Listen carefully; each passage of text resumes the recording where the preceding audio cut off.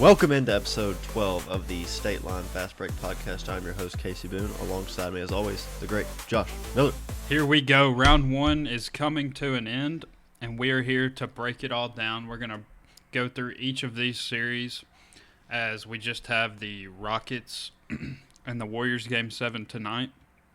And round two is upon us starting today. But let's get into the breakdowns of each of these series, starting with the Denver Nuggets and the Clippers. The Clippers have fallen to the Denver Nuggets in Game 7, 120-101. The Nuggets move on. They get a date with destiny against the real MVP, Shai Gilgeous-Alexander, and the Oklahoma City Thunder.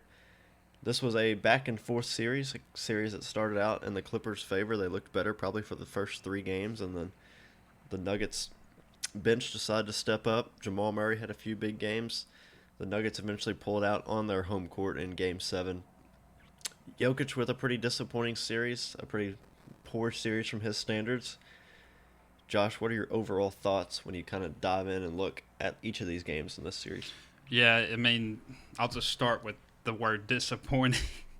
The guy led the series in points, rebounds, assists, everything there is. But by his standards, yes, he did not have a great series, and they still find a way to pull it out. This series was about what was expected. A lot of people saw this going 7, including me, and it was going to come down to who was going to simply show up in that Game 7, and we've seen it many times. James Harden no-shows, and we see Kawhi Leonard not be quite as aggressive as he should have been, in my opinion.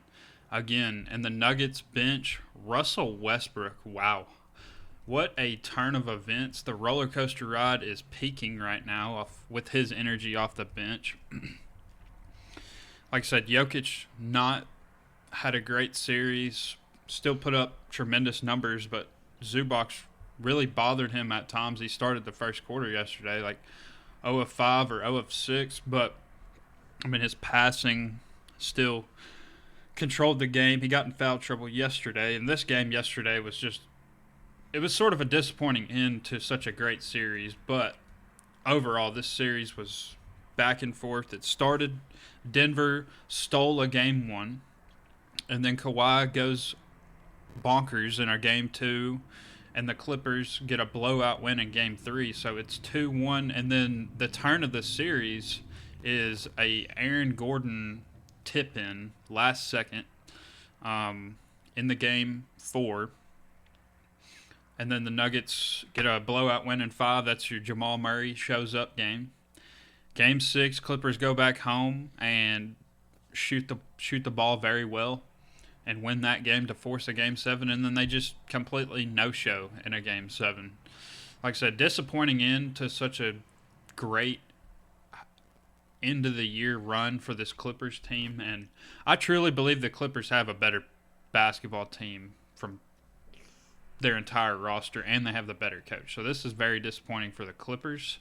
We'll see what their future holds. They got a lot of talent on that roster, but Denver's put themselves into another very tough series here. They're going to have to go play OKC, who's been arguably the best team in basketball all year long. And Vegas is giving Denver no shot, which I think they like to be in that position, as they were not favored to win this series against the Clippers. So we'll see what happens. And overall, I mean, what a tremendous series, and it goes 7. A couple of these series have gone 7 here, but I was very pleased with the outcome of this series, and my prediction with Nuggets in 7 turns out to be correct. Yeah, this is just blasphemous from the start to finish from James Harden. What do we say about James Harden? Every time he gets in the playoffs, he shrinks. People have the nickname Big Game whatever, whoever plays well in the big game. Well, James Harden has the nickname Little Game James because he doesn't perform whatsoever when the game gets tight, when the game gets important, when you get into the playoffs, when these games really pick up intensity.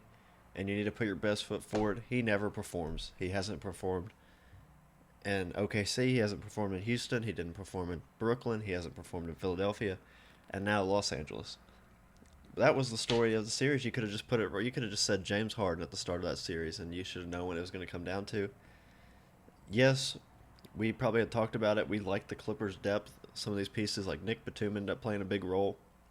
But even the depth for the Nuggets stepped up. Porter Jr. started making some shots. You had Brown had a big game in Game 7. And you didn't get a whole lot from Norman Powell, which we talked about him being a key to the series. He got foul trouble early last night. Yeah, and I mean, Zubac had a great series and really contributed for the Clippers, but they're like the second stars in these series. Murray had a better series than what James Harden did. I mean, Kawhi Leonard only really had one signature game that we could kind of look at. And so this was just a tale of the players for the Denver Nuggets, the role players, Westbrook, we already talked about it, Aaron Gordon, you just talked about him. Those guys stepped up when it mattered, and the stars for the Clippers disappeared, the bench for the Clippers disappeared. You just didn't get anything from anybody in Game 7, and the Nuggets kind of coasted, didn't even need to play Nikola Jokic in the fourth quarter. It was that embarrassing. James Harden, the most overrated player in NBA history. Stat padded his way to MVPs. He makes a lot of ridiculous shots in the regular season when he was in his prime. But you can't put somebody on a pedestal like what people have done with James Harden if this is what they produce year in and year out in the NBA playoffs. Don't ever compare James Harden to Dwayne Wade again. Don't even come at me with the James Harden Manu Ginobili conversations. One of them's got four NBA Finals trophies and played at his peak when it mattered. He stepped back on the bench, took a six-man role. He wasn't asked to be a star player in the regular season. He was asked to come in the playoffs and produce. And in my opinion, that's what's more valuable in the league. You can have these guys that are going to go out and have 1,000,000 points in the regular season, and then you come out here and you put up 7 in a game that matters in a 7-game series. So it's a joke. Against the Nuggets defense that's been pretty They've been below bottom average. 10 in the league for pretty much the entire year. So don't come at me with the whole James Harden as a top whatever player of all time. He is one of the most overrated players to ever play the game of basketball. And I typically say that about Russell Westbrook. And James Harden's calling Westbrook daddy after this series because he just dog-walked him in Game 7. It was just an embarrassment from James Harden. He should be ashamed of himself. And he's probably out at a nightclub last night not caring. So here we go. Yeah, I mean, James Harden had a couple really good. Game 1 had a really good game. They lost that ball game. Really up and down series from him. But, I mean, anyone who follows James Harden's career, I mentioned it in a couple weeks ago when we previewed the series. I said, what are we going to get from Harden? I mean, that's not necessarily a big question to ask because it's just that's what happens with him in the postseason. He's very up and down. And when you're getting outplayed by Russell Westbrook in his 17th season off the bench, it's not going to be a good recipe for the Clippers, but I'm going to put a little bit of blame on Kawhi Leonard. And I thought he played great in this series. His numbers may not have been necessarily amazing. Obviously, that game 2 was. But there was just many times in this series where I'm wondering why he isn't being even more aggressive at times. He's obviously the best player on this Clippers team. I just feel like he maybe could have willed this team a little bit better, a little bit stronger. I mean, he played great. There's many defensive plays that he made and made really big shots. But a round 1 exit for Kawhi Leonard, we talked about it previewing each of these series. There were going to be Hall of Fame players' legacies take a little bit of a hit, and obviously some of them are going to take a pretty big leap because of the stars that were just in this round 1 alone going against each other. So it was either going to be Nikola Jokic and Murray going out in the first round, or Kawhi Leonard and James Harden going out in the first round, and here we are.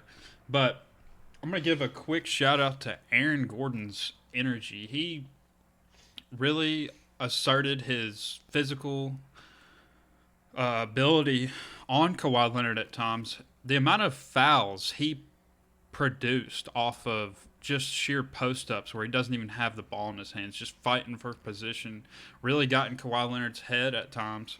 Um, picked up some really picked up some fouls he's normally not accustomed to making, and I'm a Ty Lue fan, but I think you got to find a way to get Kawhi Leonard even more minutes than he played in this series. There's a lot of blame to go around, and I mean, when you go to a game 7, it can go either way. But I mean, it just was a complete no-show. They didn't even play Kawhi Leonard barely in the fourth quarter last night. It was over.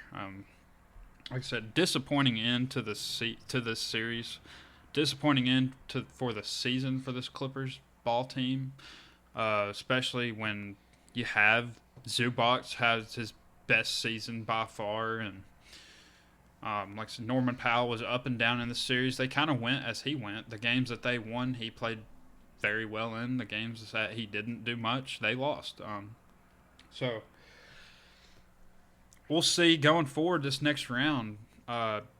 OKC hasn't played really a meaningful game in quite a while now. They're going to be the most rested team, and this series is going to start tomorrow. Denver wins a game 7, and they're flying to Oklahoma City today.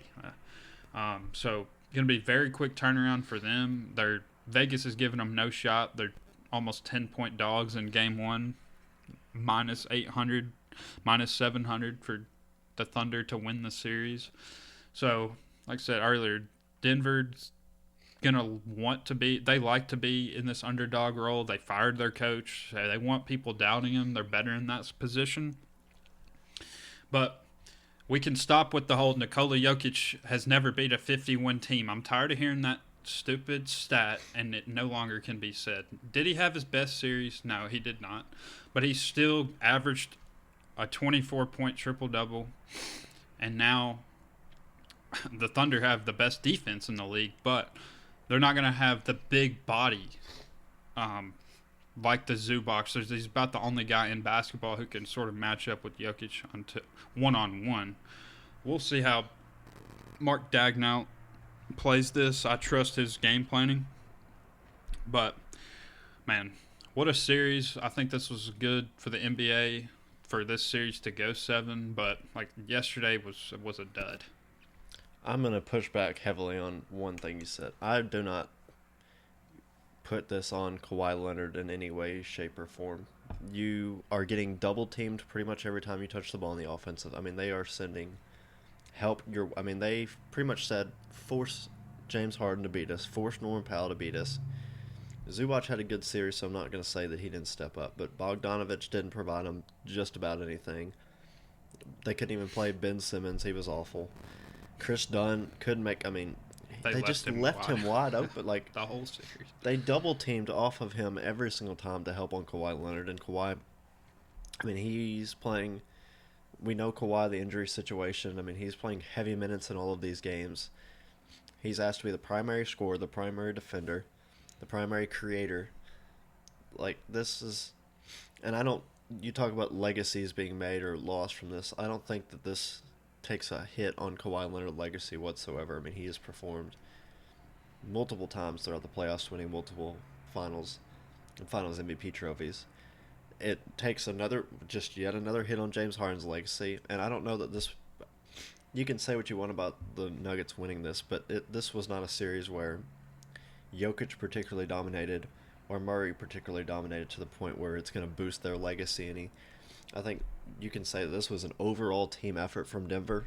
I mean, everybody contributed in all of these wins for them. Murray had the one pretty signature game.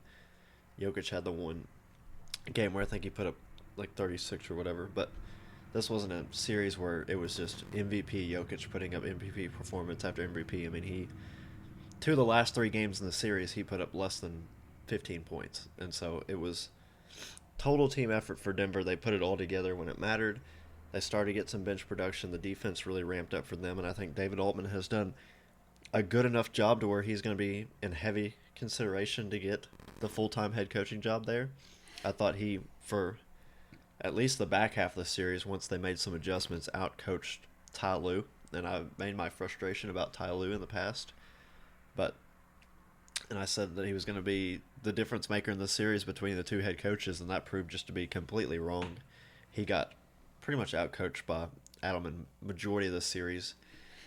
This was just a series of where the Nuggets, the bench that we had talked about all year, and the youth really played a factor. Like the Clippers, every single time they went back to Denver on these flights, they looked exhausted. We talk about the altitude and whether that really matters. I think it played a big impact because you see the veteran, the old guys on this Clippers team, they just looked exhausted.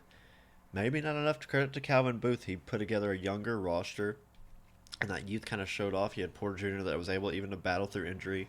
Brown just kind of kept pushing throughout the series. So some of these things mattered. Peyton Watson, they ended up getting a little bit of production for. Thought he played great last he was night. Very productive. If they can get that moving forward, that'll be huge for them. So just overall, the roster for Denver really came together and put together a full performance, which we haven't really seen. And it also, like the Clippers had to grind the entire last 20 games of the regular season really to put themselves in a position where they didn't have to play in the play-in. Denver was able to kind of rest some guys. You saw Murray resting down the stretch, Jokic resting down the stretch. That played to be pivotal. And, I mean, that was heavily questioned, Murray's health going into the playoffs, and that proved to be a really smart investment by Denver to sit these guys back half of the regular season. So I think that's going to be the story, is the totality of the team wins for Denver, the fact that the Clippers just look exhausted, and now it just leaves a question of where do you go from here if you're the Clippers. I mean, you've put Paul George around him, you traded every asset you've had, you've given him James Harden. Like, what else can they do to really put this roster together around Kawhi Leonard? They don't have a ton of assets in terms of picks. They don't really have a ton of young players with any potential that they can trade. I don't know where you go from here if you're the Los Angeles Clippers. Yeah, I think my guess is that they're going to run it back and work around the margins just like they did this past offseason. They added Derrick Jones.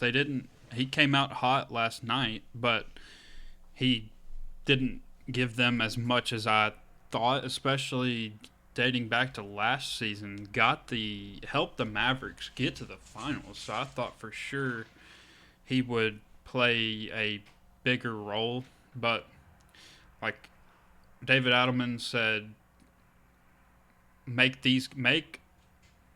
Derrick Jones, make Chris Dunn, make those guys, make Batum, who played pretty good, make those guys make open shots. And, you're right, they did double Kawhi Leonard most of this series.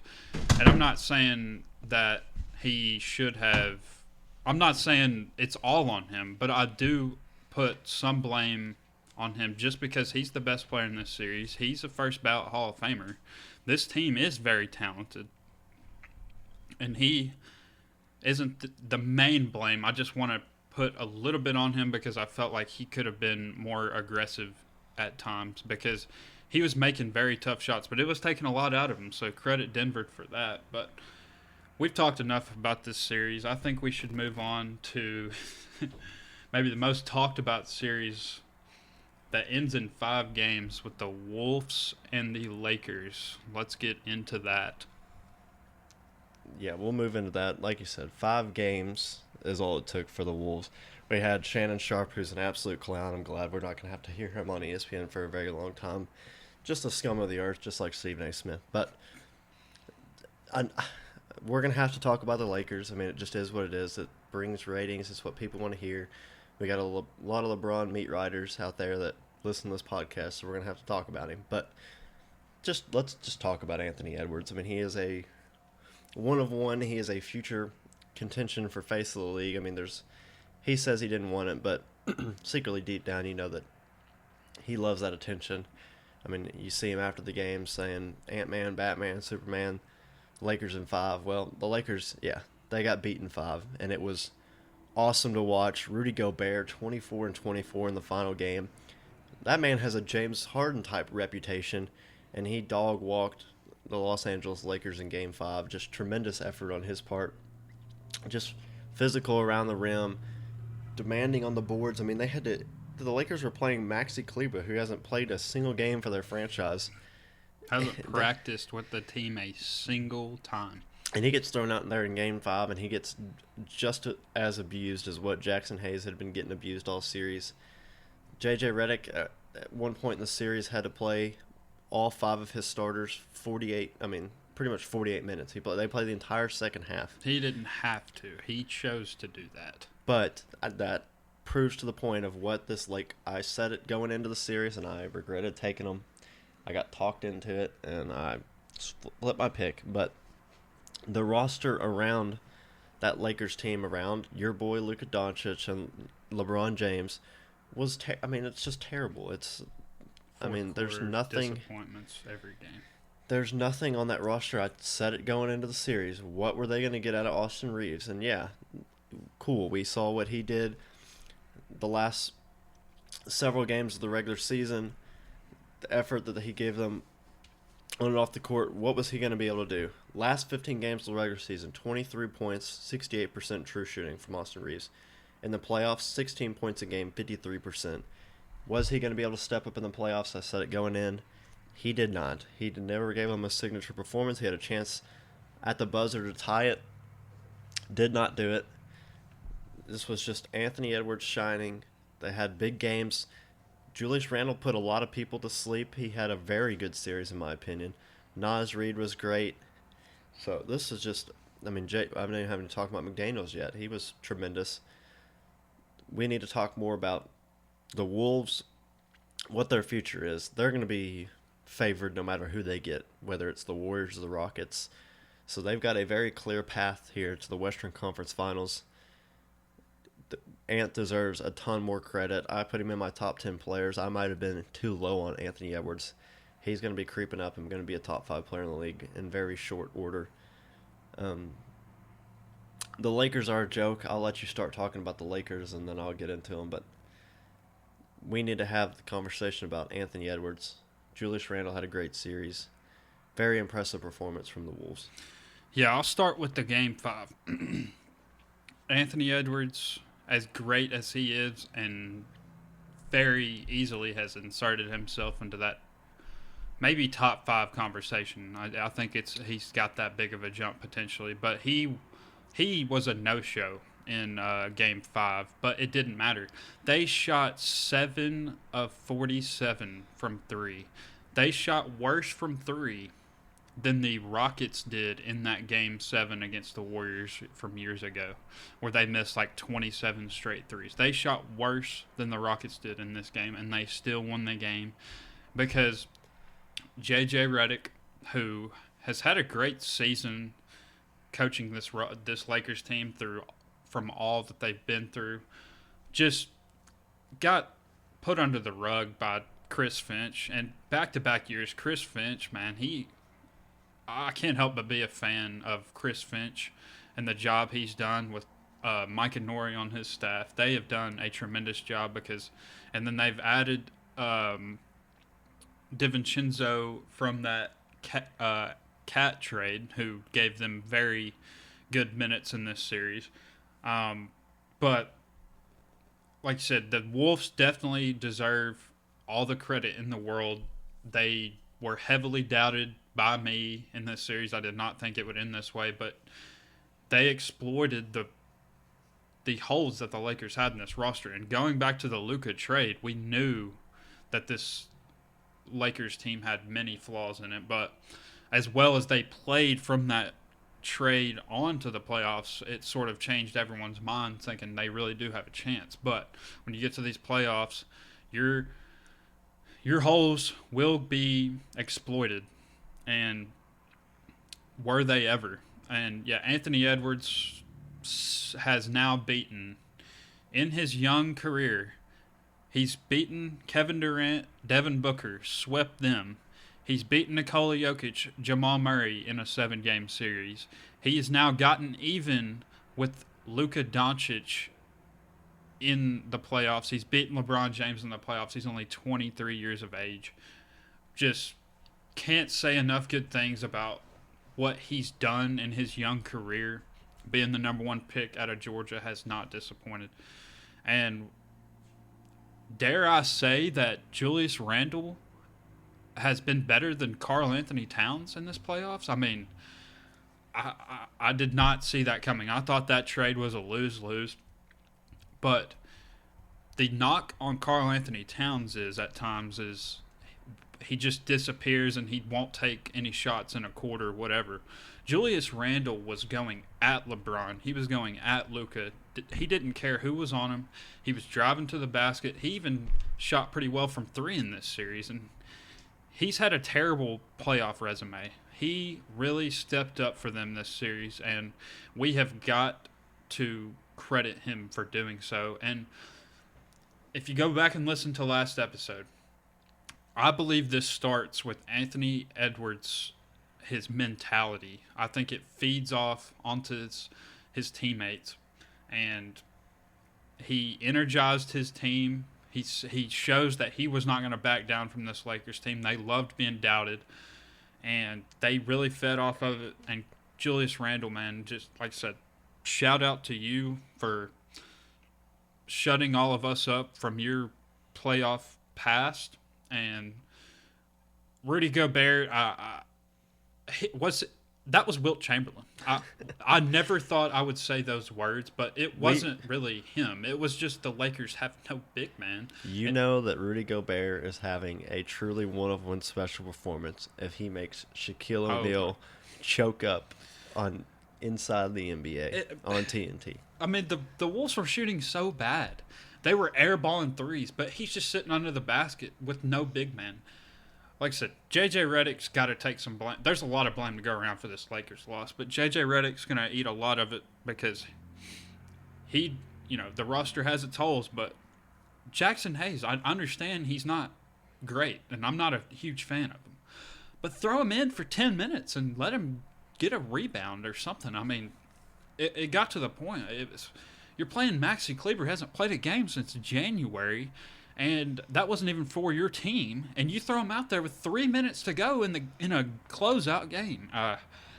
He played him basically 10 minutes in 2 of those games and only mustered up 1 rebound. So would it really have made that much of a difference? I mean, I don't.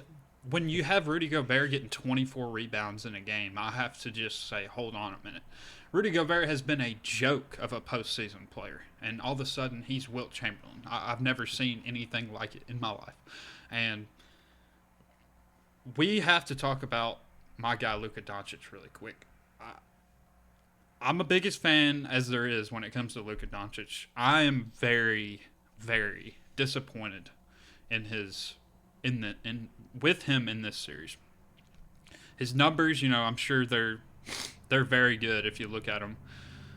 But his defense was absolutely atrocious. Defense wins championships.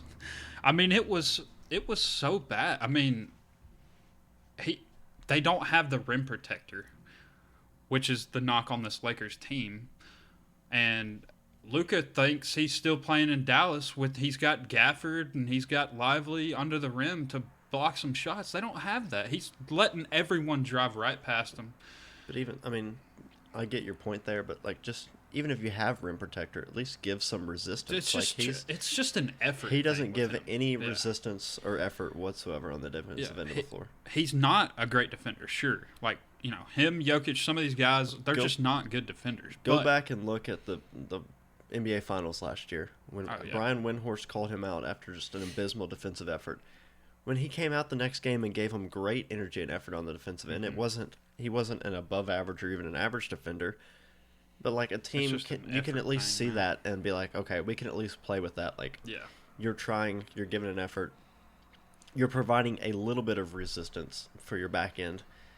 There's just so many periods where he doesn't even provide a little bit of resistance whatsoever on the defensive end. Yeah, it's like I said, it's disappointing for me to say it, but I'm going to keep it real. I mean, it was embarrassing for him on the defensive end, and sure he had an injury and all. It seems that the entire Lakers roster has season-ending injuries all of a sudden as soon as the series ends. I don't want to. That's a joke itself, but whatever. Luka Doncic, I'm still as high on you as anyone is, but you have got. I know you're listening right now. You have got to do. You got to put in some effort because then it leaks onto your other teammates. And quite frankly, you don't have a lot of great defenders on your team. Reeves not a great defender. LeBron takes a lot of possessions off, and there was at times where LeBron did do very good things defensively, but he's not the player he was, and just a really bad look for the Lakers as a whole. A lot of blame to go around, but I put most of the blame on JJ Redick and Luka Doncic's defensive performance. Yeah, I mean, there's so many things that we can get into. LeBron is a liar. That's been proven so many times. He doesn't have a significant MCL injury. I refuse to believe it. We hear this stuff about every time he gets out in the playoffs. Oh, I had this nagging injury. Now Reeves has a toe injury. Now blah, blah, blah. It's bogus, and I'm tired of hearing it. Own your losses. LeBron, you played abysmal this year. You were not particularly good. You didn't do anything special. And in fact, there's a stat here. Since you've joined the Western Conference, we can talk about your 8 straight Eastern Conference. You're playing in a Mickey Mouse conference. You get into the Western Conference, 3 first-round exits. You've been swept. 2 missed playoffs completely. The only year you won anything of substance was in a bubble, which that was a crapshoot of a situation as it was anyways. So, I mean, let's calm the narrative that he's just this all-time delivery. He gets into the tough conference. He has not had the level of success. He demands. You get wet. Here's another stat. The only player to ever have the other all-star player to ever have Russell Westbrook on their team and to never at least make the playoffs or win a series in the playoffs with Westbrook on their team, LeBron James. You demanded that your team go out and get Westbrook, and you did nothing with him. The Nuggets now are relying on Westbrook as their do-it-all utility guy, and he's performing in the playoffs. The Rockets won playoff series with Westbrook. The Thunder won playoff series with Westbrook. I'm as big a Westbrook hater as anybody, but you wanted this guy on your team. They went out and got him, and then you performed nothing with him. You've done nothing really since the bubble. You did nothing really before the bubble with this team, and you keep trying to make moves. You keep trying to demand them to do this, and then you go.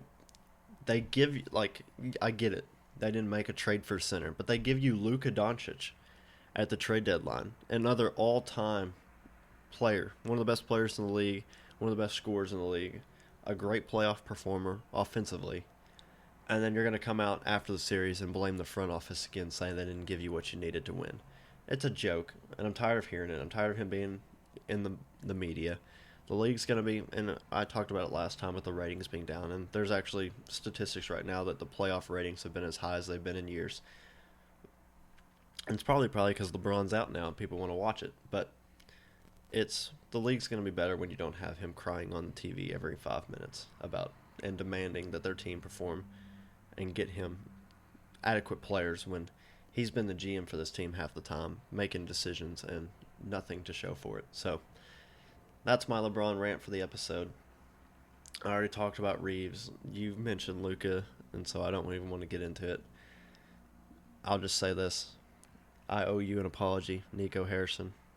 You should not be fired. I'm sorry.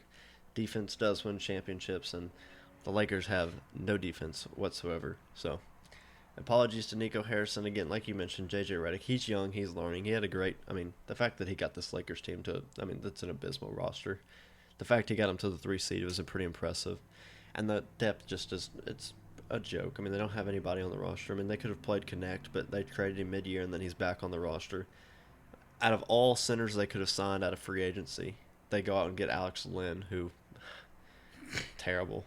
Just terrible. He's probably the worst player. If they just wanted they just looked like they just need some energy in the series. They should have just thrown Bronny James out there and see what he could have done. At least the media would have loved it. It would have given a lot of energy around the team. But again, this is a series where it's going to be talked about the Lakers, and all the stories are going to be talked about in terms of LeBron James's injury, JJ Redick, Luka. I just want to talk about the Wolves and how impressive they were. You mentioned with Randall. Great series out of Randall. Ant's going to be a star. I'm very much looking forward to the next series that they play in, whether they get Golden State or Houston. That's going to be a really fun series to watch. But Yeah, so let's I think we can move on to it, and let's get into that series and go ahead and talk about that. So, yeah, we'll talk about it a little bit. We got Game 7 tonight, Warriors-Rockets. Warriors and blowing 3-1 leads. I don't know what it's all about, but they seem to do it better than just about anybody. They got up 3-1. The Rockets have fought back, and now they get a Game 7 on their home floor. Fred VanVleet, man. I mean, he has been a key ace in the hole for them. He has hit big. I think he's missed like 5 or 6, 7 threes in his last 3 games. He's made like 20 out of 27 or something ridiculous like that. The man's got a rocket, no pun intended, attached to his arm right now, just on fire. Şengün has been huge, and a guy that, from the depths of hell, Steven Adams, has been the key player for this series. the on-off numbers. Yeah, I hate plus minus. I think it's a joke of a stat. There's so much that goes into it. But he was a plus 15 in Game 6. He's been the on-off numbers, like you just mentioned, have been really good since he has been on the floor for them. The worry with the Warriors was similar to the worry with the Lakers. What were they going to do with the size? And they were it took the Rockets a little bit to figure out how to match up with the small ball. But they realized, let's just throw these 2 big-ass players, Şengün and Adams, at them and see how they can defend it. And it's been really effective the last 2 or 3 games. Yeah, we'll see what happens tonight. I still am going to lean Warriors tonight, mainly because that's who I picked. Plus, I think Jimmy Butler and Curry will just will them to a victory. It's going to take another special performance, though, from Steph Curry, who's had an up-and-down series like we predicted it would happen based on how they defend him.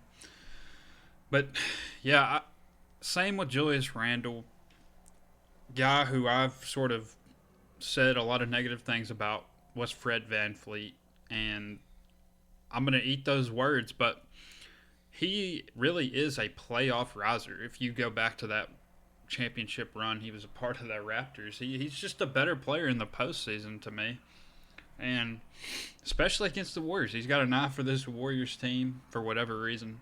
He has played very well since even some of the games they lost. He played very well in. So we'll see. It all comes down to tonight. But I think the if you're a Wolves fan, just based on what I remember from sort of the regular season matchups,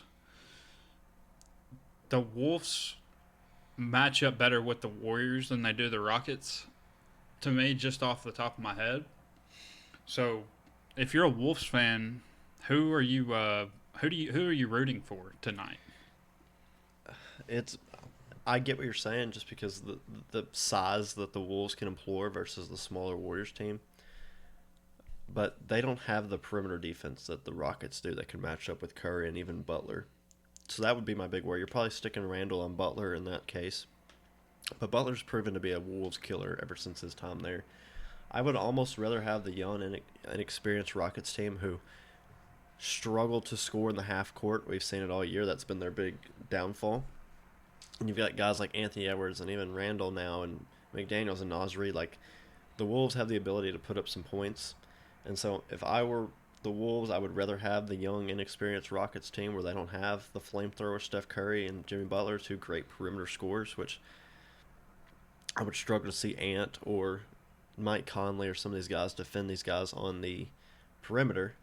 And look, what are the Rockets doing with Jalen Green? He's been so bad in this series. Like you said, people were worried about Fred VanVleet, what he was going to provide. He's been awesome for him. Amen Thompson has been great defender, just a super athletic guy, a unique player that's given him a lot of good minutes. Jalen Green has been terrible. He hasn't been able to score in the half court, that's the guy that you have to have scoring. And so they managed to kind of work around it just with VanVleet going hot and the big guys getting going late in the series. But that would be the team that, if I'm the Wolves, I would rather see the Rockets. Yeah, I mean, this is a very interesting series, just how it's played out. You had Game 1 go to it's sort of the wins at home have been sort of backwards here. So that's why I do think the Warriors can pull out a victory tonight. But if the Warriors lose this game tonight, what do they do going forward? They just paid Butler a ton of money, which I don't think he's the reason that they're now in this 3-3 series. But this roster is very unique, and this game tonight does affect things going forward so much because of the rumors going around with the Rockets, what they're going to do this offseason. Yeah. I don't think anyone believes they're actually going to win the championship, whether if they win this game or not. We got the whole situation with Giannis. And the good thing with, both of these teams is they still have majority of their picks moving forward, and you wouldn't really expect it from the Warriors just because of the way they built their team. But they've got a lot of their picks. They've still got, Kuminga has been played off the court. They can't even play him in the series. Several DNPs. Moody, who's a young player you can trade. Podziemski, they can trade. And then the Rockets still have all their young players, all their young picks. So both of these teams have a path moving forward, but either way, going into the offseason, there's double question marks, triple question marks, circle, underline. Both of these teams could be big players in the offseason. Yeah, and you got Kevin Durant going to be moved now. If Giannis seems like he could force his way out if he wants to, I think he should, based on the situation going on in Milwaukee. There's going to be a lot more to talk about with this series after this game ends, so I don't really have much more to say about it other than shout out to Steven Adams. They're hack-a-shacking him, but he's just rebounding the ball like crazy. The Warriors have no size, and who would have thought? We talked about it over the phone yesterday. Nick Batum and Steven Adams. What are we in, 2013 or something? Both of these guys are some of the most important players in the Western Conference playoffs. I don't know if anyone predicted that coming in, but shout out to Steven Adams. Did a lot of good things with the Grizzlies for a number of years. Don't know why we ever got rid of him. But he's just a steady guy for him. Does what Ime Udoka wants him to do, and his plus minus numbers and on off numbers in this series have been tremendous. Yeah, it's going to be a very interesting Game 7. Hope we have a more competitive one than we had last night, but either way, they're going to have a uphill battle against that Wolves team that we just talked about. But we kind of mentioned all the young players in the last couple of series. What about Cade Cunningham and the Detroit Pistons giving the Knicks a run for their money? Cade's just propelling himself to a star. Malik Beasley had a tremendous series. Ausar Thompson, just as impressive as Amin Thompson in these playoffs, but it comes down to, once again, playoff Brunson. Big game after big game after big game. The one thing you can't do is you can't let Brunson get going downhill left-handed. And Ausar Thompson's a young player. He's a great defender. Had played well and played hard on Brunson all series, but let him get to his left hand, snatch back, step back, three-pointer for the win in Game 6 to give the Knicks a win in Little Caesars Arena in Detroit. And so we're going to see a Knicks versus Celtics matchup, which has been highly anticipated. But after this series, I'm even further down on the Knicks than what maybe people had been, considering their record against these top teams. But you got to be impressed about the future for the Pistons. Cade Cunningham, a star. What we saw from Ausar Thompson's just incredibly encouraging. The main takeaway for me from this series is how bright of a future that this Detroit Pistons team has. They went from 14 wins last year, tripled their win total this year, got into the playoffs as the 6th seed, and gave the New York Knicks team, which is one of the most talented starting fives in the entire league, a run for their money, and we're on the doorstep of fighting for a Game 7 at Madison Square Garden. Obviously, for me, the biggest takeaway is the effort that Detroit played with, but what do you take away in terms of how the Knicks performed in this playoffs? Obviously, you talked about Cat already. Just, at times disappearing scoring-wise, but still, physical on the boards. He had moments of bright spots in the series, but overall, probably not to the standard of player that you expect Cat to be. Yeah, if you look at the rosters here, you think Karl Anthony Towns should easily And he be the got best player. completely outplayed by Jalen Duren in this game 6. And I love Jalen Duren. I've watched him for a number of years. But anyways, this series played out. This is going to sound weird, but with the way we previewed this series, we almost predicted everything correct, and then in some ways we were completely wrong on other assets because a lot of things that we said ended up being true, but the Pistons dominated this series for a number, I don't know, I don't have the numbers on who led for the most time in this series, but there were times, even in this game 6, Knicks go up by 10, 15 points. All of a sudden, Pistons are up 10. And but all that being said, everything you said, completely agree with you. Cade Cunningham, you put him in your top 10, and I think a lot of people now are going to be with you on that. I think he's going to be a top 10 player.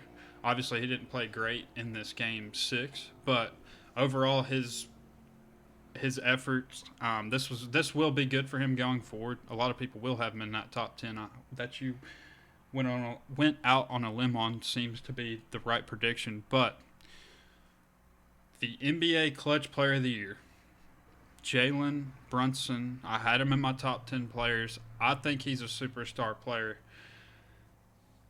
You get to the end of the game, you get him the ball, and you get out of the way, and he finds a way to will this team to victory in a playoff series once again. He gives you 40 points in a closeout game. There's not many players in the league that can do it as consistently as him at his size.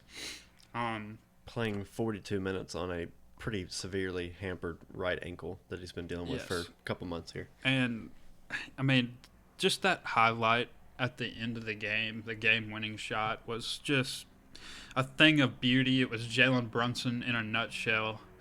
He released that shot. I don't think there was a single person who thought that shot wasn't going in, given his clutch, the things that he can do in the clutch. And I give all the credit in the world to him, but I'm not going to go into it as much as you did. I'm just going to say I agree with you. Everything on the Pistons, they're going to be a team moving forward.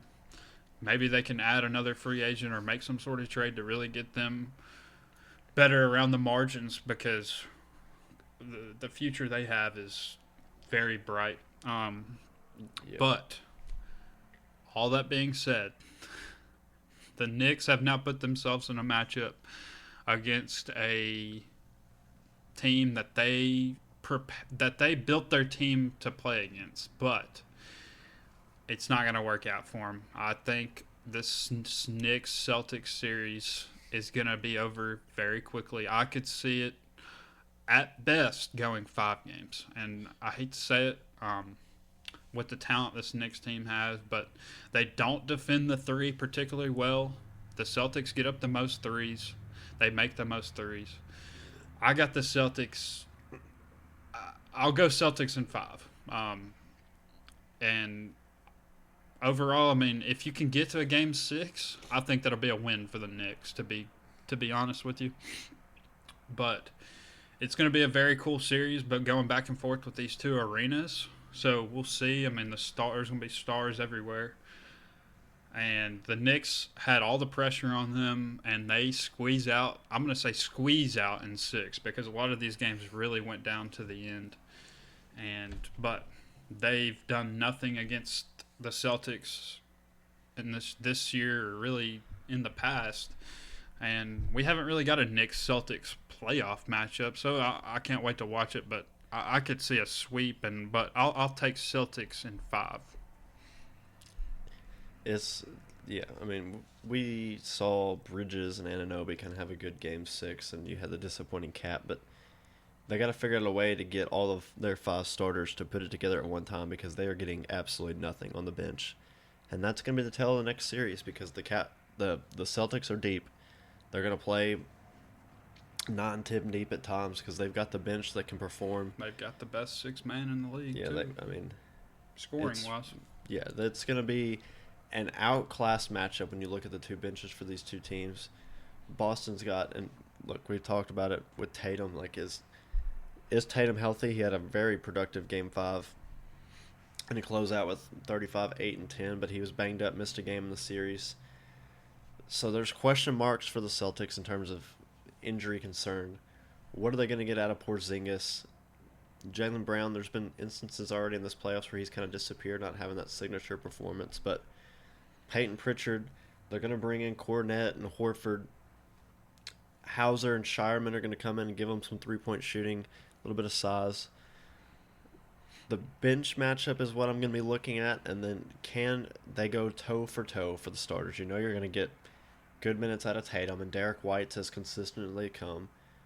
Horford's been very productive for the Celtics in the last couple of years. Porzingis versus Cat is going to be really entertaining. Two guys that are very polarizing in terms of Knicks. perception, and of course, former Nick for Porzingis, so it's kind of a homecoming series for him.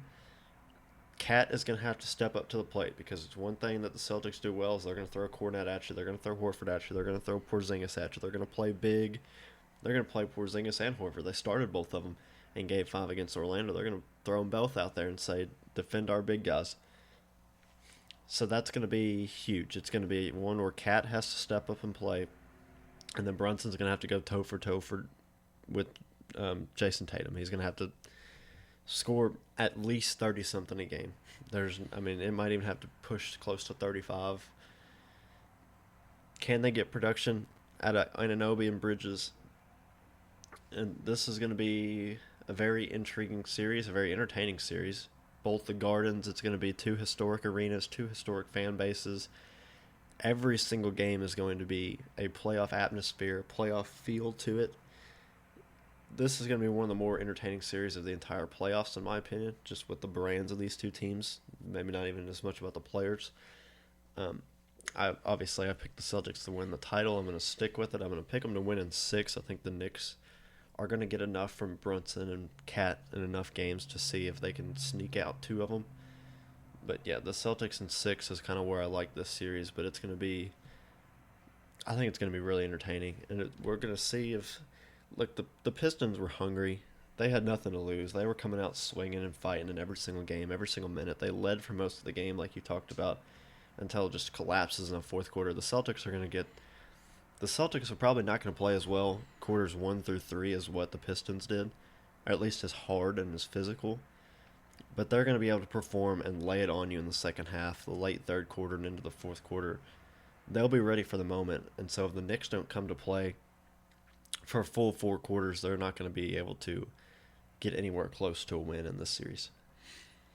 Yeah, I agree with you. And even though they didn't finish with that number 1 seed, I stuck with the Celtics all year long, and I'm not going to stop now. There were a couple minutes they looked vulnerable against the Orlando Magic. It ends up being a 5-game series, but there's a couple times where you say, hold on, the Magic really are in this game. They did get a game, but the Knicks this season against the 3-point, they don't defend the 3 very well. They're bottom 10 in defending the 3, and the Celtics are going to put up more threes than anybody in the history of the league. Yeah, so they've done it. They broke the record again this year, and that's what it's going to come down to. And like I said, there'll be a game where the Celtics just don't shoot good, but they've got everyone on their team can shoot except Cornette's the only guy who's not going to take a 3. Everyone else on their team has the ultimate green light from that 3-point line, and Jason Tatum has had the injury, but he's played tremendous again. If he gets down there and he gets another finals and he gets a finals MVP, we're going to have to really have conversations about him overall and even historically going forward, because this run could end up being tremendous. It could be a potential dynasty brewing here, although there'll be some questions going forward with their roster, but they're not going to be losing Tatum. They're not going to be losing Brown. So, yeah, we've already seen those rumors starting to pop up. You got Shams coming out and talking about it, Chris Haynes. The Celtics are not going to be the Celtics again next year, or at least what we know of them. There's going to be changes, and we'll get into that kind of later on this week. But there's a lot of question marks about what the Celtics are moving forward, but there's no doubt what they are right now, and it's what they've been the last couple of years. They're going to put up a ton of threes. They're going to play big. They're going to make you defend the entire court, and it's going to be.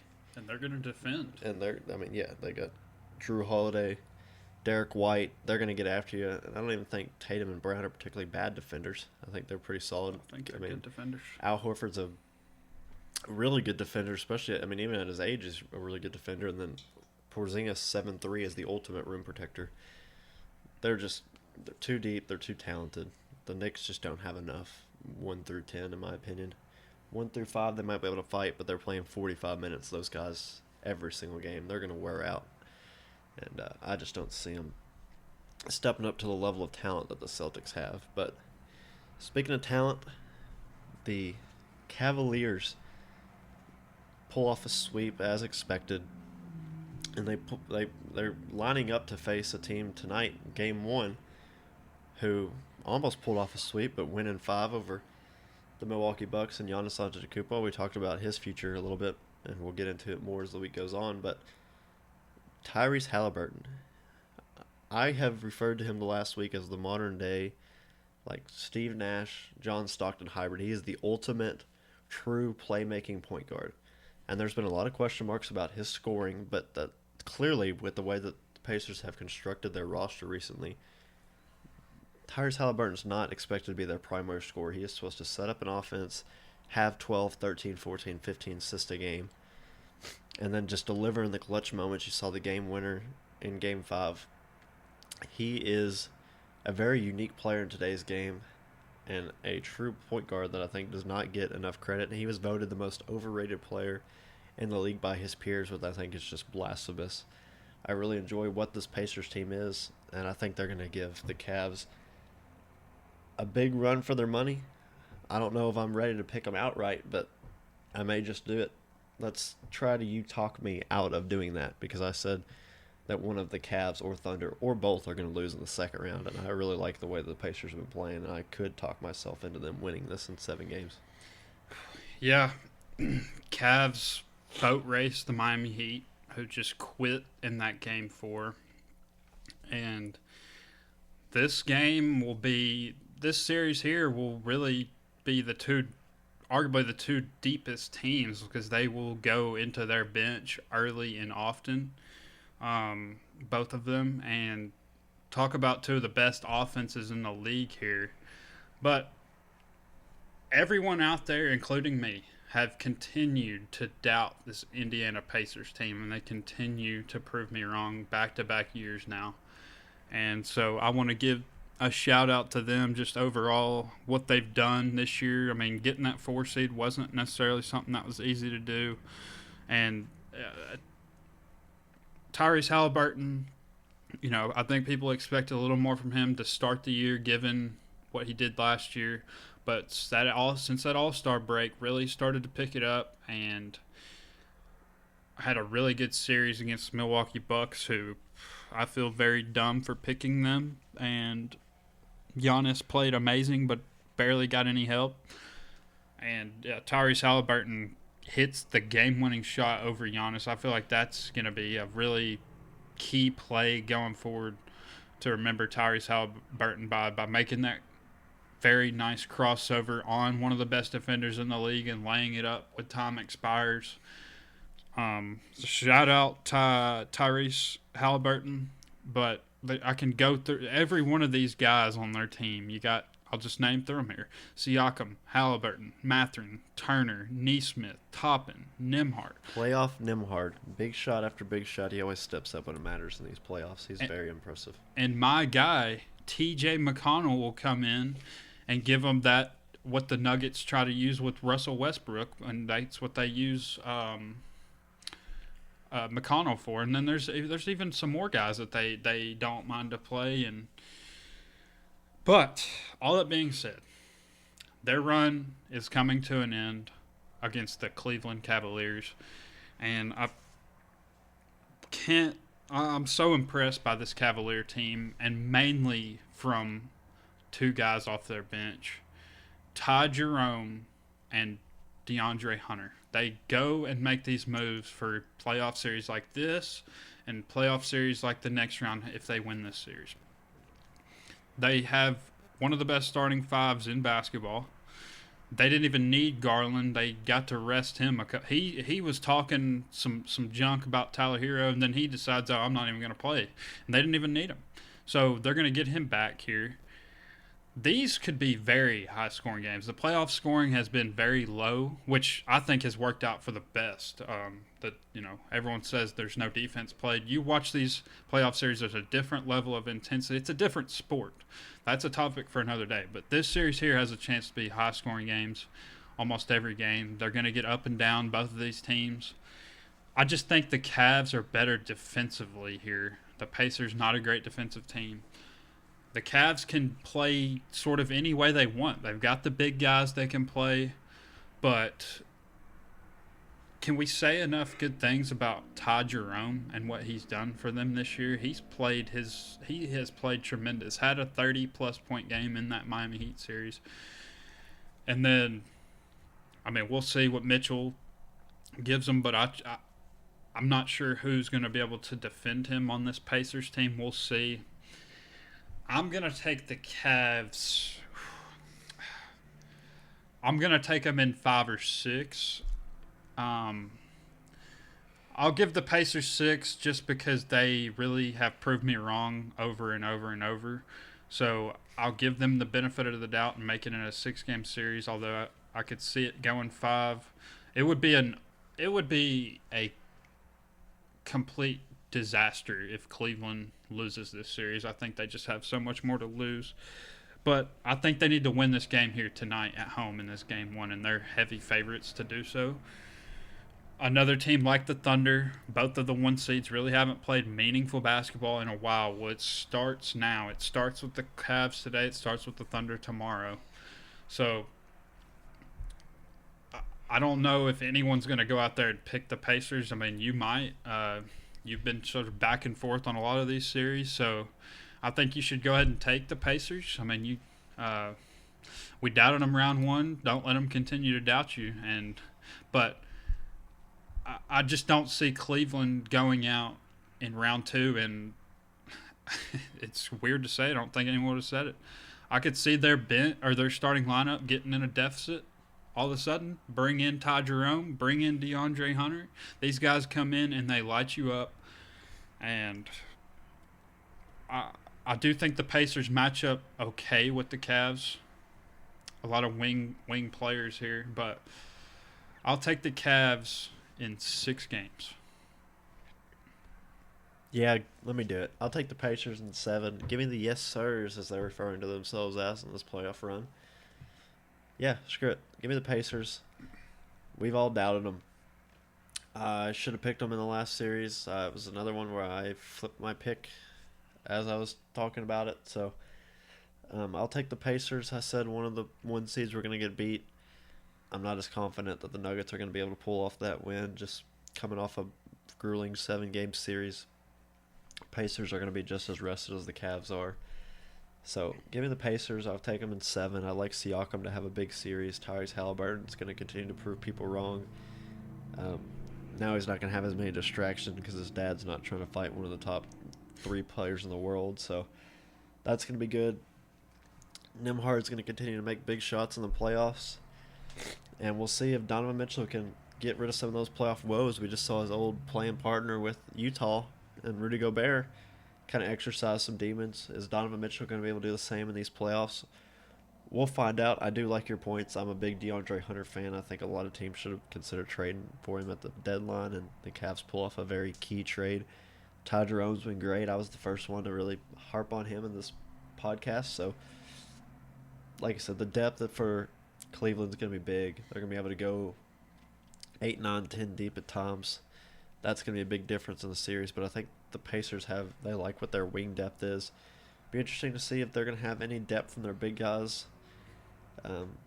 Doesn't look super likely, but we'll see. I've always been a big Miles Turner fan. I think for years I tried to get him traded to the Spurs just from me saying it out loud, but never happened.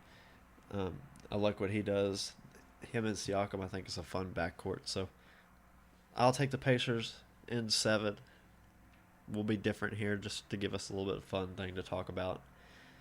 But in terms of kind of what the outlook looks like, there's a lot of NBA news and notes to kind of wrap up the rest of the year. I mean, you got the lottery coming up in 8 days from now. Playoffs are going to continue on. We got the second round series starting up this week, tonight, in this Pacers-Cleveland game. The draft's not too far away. We've got the NBA Combine coming up about a week and a half, 2 weeks. So there's a lot to look forward to in basketball. We're going to start really diving into some NBA draft talk in the next several weeks. So there's going to be a lot of good stuff to talk about in the NBA, and we're going to continue to break down these series. Josh, have you got any final thoughts for this episode? Any last thoughts on the playoffs, where we're at right now, what we got moving forward? I just want to say shout out to the NBA as a whole.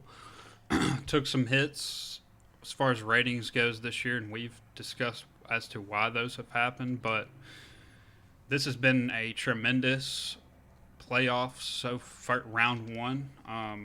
The defense has been great. I think the refs are letting them play much more so than they do in the regular season. You see scoring way down, which I think is a great thing. And all the NBA critics out there, and I understand all of the hate that the NBA has gotten, but if you sit down and watch the NBA playoffs, especially these big-time teams, the big-time matchups,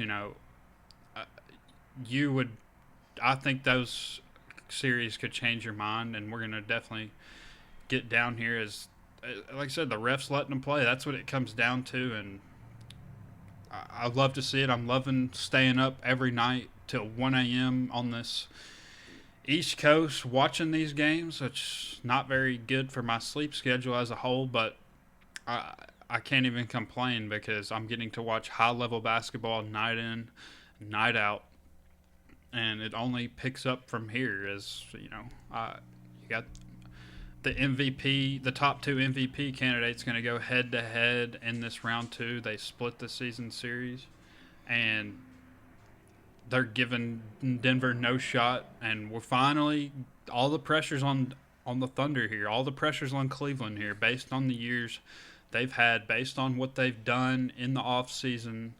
All the pressure's on them. You and I have put a little bit of doubt in them, you so more than I, but we'll see if they can prove some people wrong here and show why they've been the best two teams in basketball all year long. This is the time to prove it right here, and we're going to get to see it every single night. Every single night we're getting games, and I love to see it. But overall, I think this is great for basketball as a whole, and I think we should pat ourselves on the back for getting the NBA back on the map here by this podcast. So shout out to us for pointing out the good things and the bad things in the NBA. And as dumb as we may be at times, I think we've done a decent job of trying to highlight everything that's going on. And there's a lot of teams that's going to dwindle down here, and there's a lot of moving things outside of the playoffs, like you mentioned, that are going to be going on. So this is the busiest time of year for the NBA, and I'm tuned in every single day. Yeah, your Nuggets fandom's really going to be tested here. Big Nuggets fan, lifelong fan. We're going to see if they can live up to it. They got a big round matchup against the Thunder here. It's an exciting time, like you mentioned, and we are going to continue to do these podcasts, continue to have fun with it. The schedule moving forward might be a little bit different, just as this is a busy time of the year for us personally. We're going to have a lot of moving parts, things going on, so just be on the lookout for podcasts coming just kind of here and there and randomly at different times. Might be throughout the week, might be on the weekend, so be on the lookout of that. You can find us wherever you get your podcast and on social media at the State Line Fast Break Podcast. This has been episode 12. We thank you for listening.